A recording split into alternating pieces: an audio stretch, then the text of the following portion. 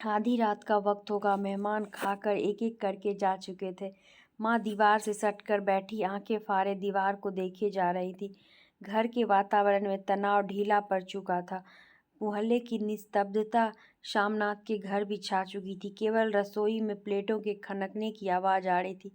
तभी सहसा माँ की कोठरी का दरवाज़ा जोर से खटकने लगा। माँ, दरवाज़ा खोलो। माँ का दिल बैठ गया, हड़बड़ा कर उठ बैठी। क्या मुझसे फिर कोई भूल हो गई? माँ कितनी देर से अपने आप को कोस रही थी कि क्यों उन्हें नींद आ गई, क्यों वह ऊँघने लगी। क्या बेटे ने अभी तक क्षमा नहीं किया?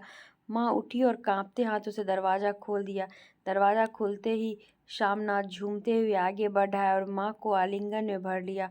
ओ अम्मी, तुमने तो आज रंग ला दिया। साहब तुमसे इतना खुश हुआ कि क्या कहूँ। ओ अम्मी, अम्मी।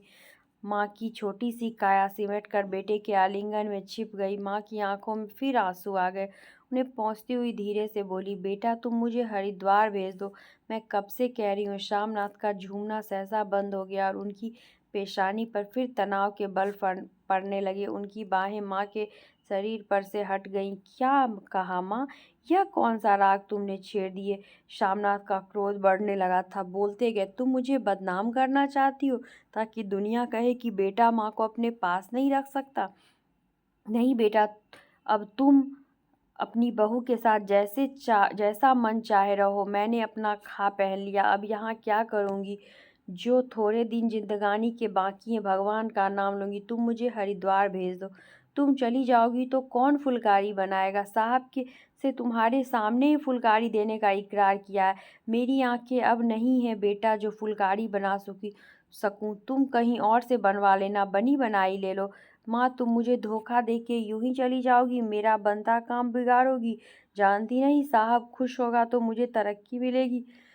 माँ चुप हो गई, फिर बेटे की मुंह की ओर देखते हुए बोली, क्या तेरी तरक्की होगी? क्या साहब तेरी तरक्की कर देगा?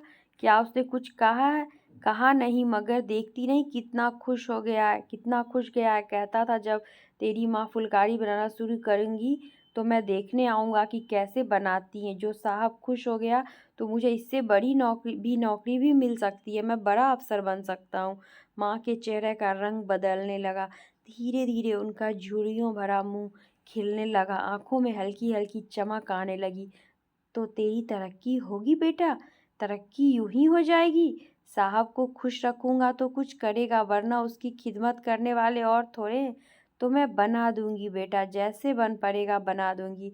और माँ दिल ही दिल में फिर बेटे के उज्जवल भविष्य की कामनाएं करने लगी। और मिस्टर शामनाथ, अब सो जाओ माँ, कहते हुए तनिक लड़खड़ाते हुए अपने कमरे की ओर घूम गए।